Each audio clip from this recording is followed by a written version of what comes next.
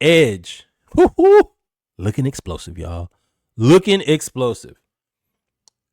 At first in training camp, I believe Ebiketti and Floyd are running with the first team. But now the surprise of camp is Khalid Kareem, who has been in and out of the league. He's a veteran. I think he's still under 30. I think he's like 28. He has been a bright spot in camp. He's benefiting from just being told to pin your ears back and get to the quarterback. And he's doing that at a consistent rate, getting to Kirk and Penix a lot. So I expect for him to continue to make a name for himself with the edge rushers. I don't know if he'll have enough space, though, because you still have Ebiketti. Leonard Floyd is already penciled in as the starter on one side. Then on the other side, you have Ebiketti, Jalen Walker, James Pierce Jr., Khalid Kareem, and Braylon Trice. Y'all forgot about Braylon Trice, didn't you?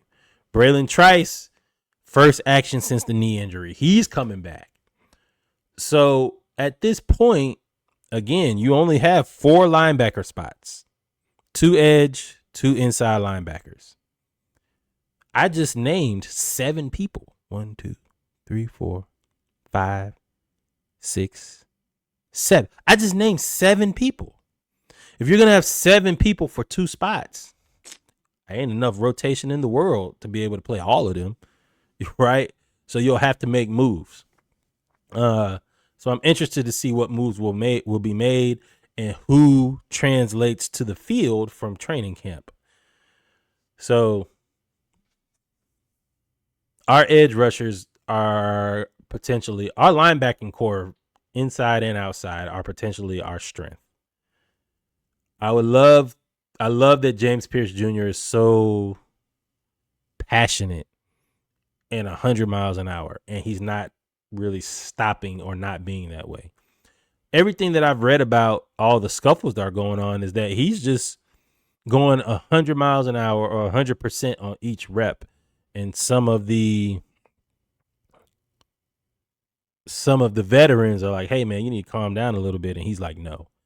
So at the end of the day, and then, of course, O-line, D-line will always have a rivalry. But at the end of the day, he's just outperforming everybody else so far. They're talking about James Pierce Jr. is unblockable right now. And he's crashing down on the run, and he's getting to the quarterback, y'all. If Jalen Walker and James Pierce Jr. can round into shape, scary. Update on Jalen Walker. I told y'all that injury, him being sidelined, don't read too much into it. But I get it.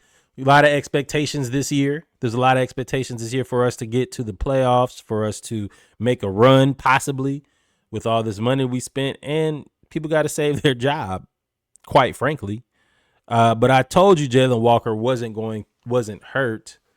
I think they were just bringing him along slowly. He did have the hamstring issue at Georgia, but he really didn't miss a lot of games.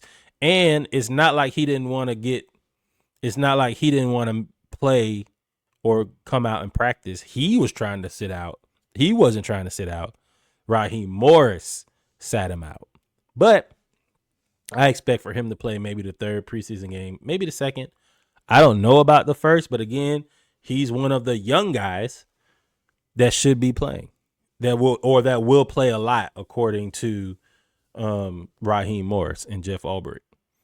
So you have Walker, who's sidelined early, precautionary. James Pierce Jr. is unblockable, and Khalid Kareem is a bright spot or a surprise. Can't wait to see Braylon Trice. What do we do with Arnold Ebiketti, y'all? We still have Ebiketti. I like him. He always seems out of whack. Like, not out of whack and mean like out of position. It's like the scheme didn't fit him. And now the scheme should highlight his talents more than anything. So we created $15 million in cap space. There's got to be a move to be made, and I wouldn't be surprised if one of the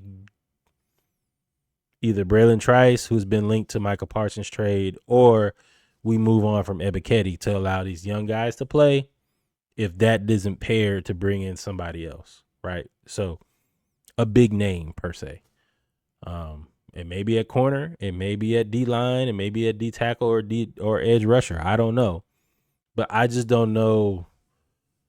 If I had to cut all of those names that I said, the first two to go would be Ebiketti and Trice, only because we don't know what Trice can do, and because he's been hurt, and Ebiketti has largely been a disappointment. But we'll see.